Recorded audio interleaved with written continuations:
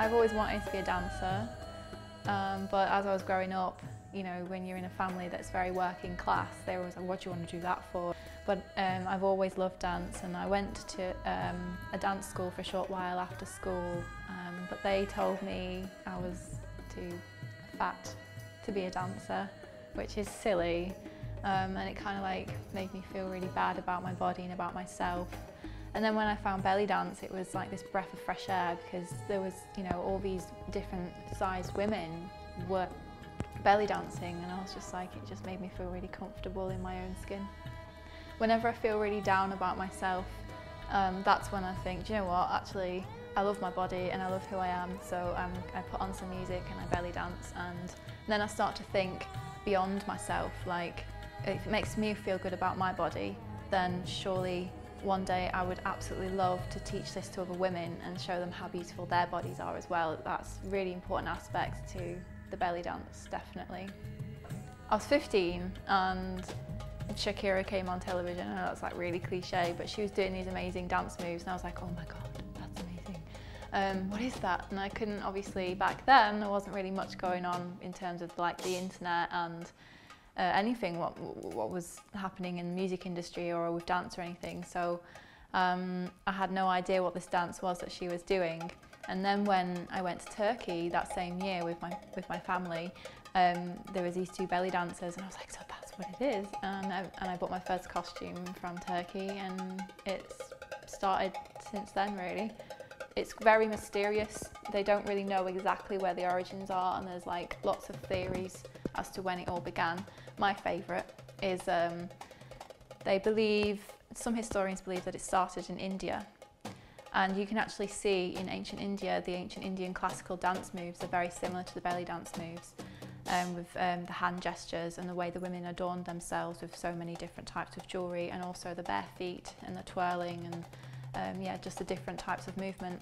And then it is believed that the Rajasthani gypsies took that as they travelled to the Middle East, like to Egypt, and through them it became popularised. So they were like dancing with their coin belts. Everything that they owned, they wore it as they were travelling. And the men used to like sing and you know, play instruments that they'd made themselves, and the women used to perform it. And that's when it was popularised in the Middle East into something that was a little bit more glamorous. And then obviously the gypsies took it to places like Bulgaria and to Russia and the rest of Europe. And to Spain, you see the flamenco dancers were highly influenced by the gypsy belly dance with the hand gestures, and again with the bare feet and the swirling of the skirt. So, and then it came to the USA and to the UK, and that's when tribal belly dance was born. So that's my favourite theory, that it started with the gypsies, because that's like my ancestors. So I'm really proud to be a Romany gypsy. I'm very much a magpie, so I like collecting things, and it could be the strangest looking thing and then next to another strange thing, but to me it like makes sense putting them together and then sewing them on my costume. Most people are like, what are you doing that for? Because they're probably a different colour or a different shape to each other, but they look beautiful together in my opinion. And so I'm a bit of a magpie, so just like collecting all different kinds of little things. That inspires me.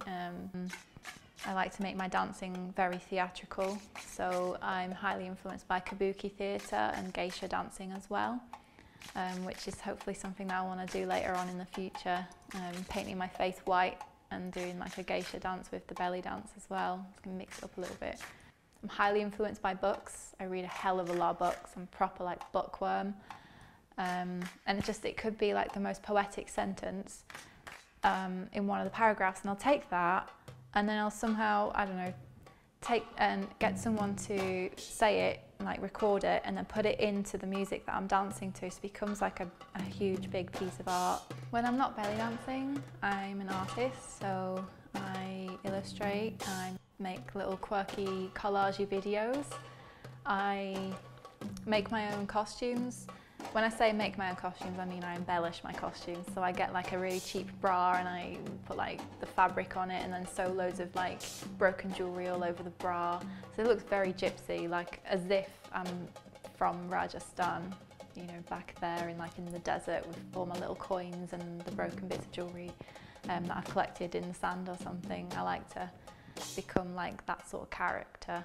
I read the tarot.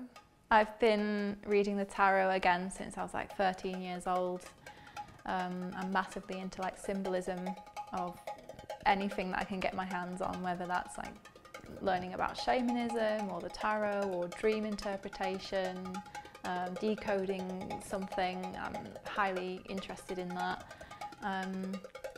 And you know, I want to be an art therapist, so that's something that's going on at the moment. I'm trying to get to that goal.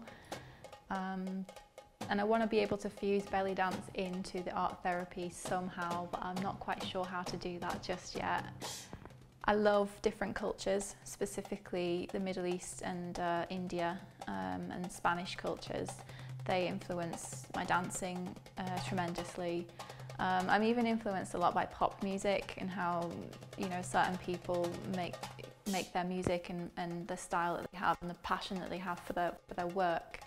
Kind of trying to train my body up again for 2 festivals that I'm going to be doing in May. And I really want to make a headdress for one of them, because I want to create a character that's very similar to the tarot card called the High Priestess. So I say she, I mean me. She's going to come on stage and she's going to be all white and really, is ethereal the right word?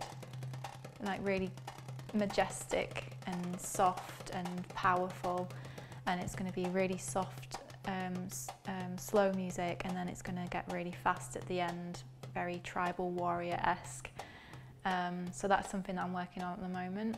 I'd say it would be a cross between being ecstatically happy or when I'm really, really, really sad, when I feel really down. I kind of think, God, I don't want to feel like this. So I stick on a drum solo, and I can't help I love the drum solo so much. It just instantly makes me want to move my hips, and then it just elevates my mood and makes me feel better. So I'd say definitely sadness is probably the biggest emotion that makes me get up and dance and make myself happy again.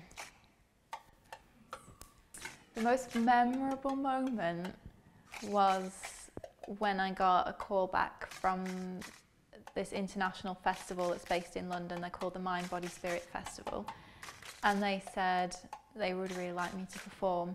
Now this was the biggest festival I ever danced at.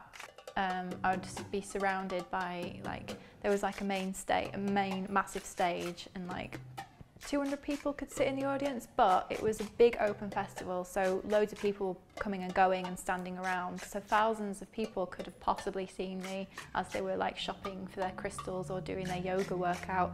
And I got a lot of feedback from that, saying that I made them feel like they wanted to dance, I made them happy. Do you teach? And I was like, oh, I don't teach yet, but I'd love to. And it really made me think about my future, how I really would like to learn like a basic yoga teacher training so that I can teach yoga warm-ups and then the belly dance afterwards, like a proper like therapeutic belly dance class for women, like 10 women in a class together.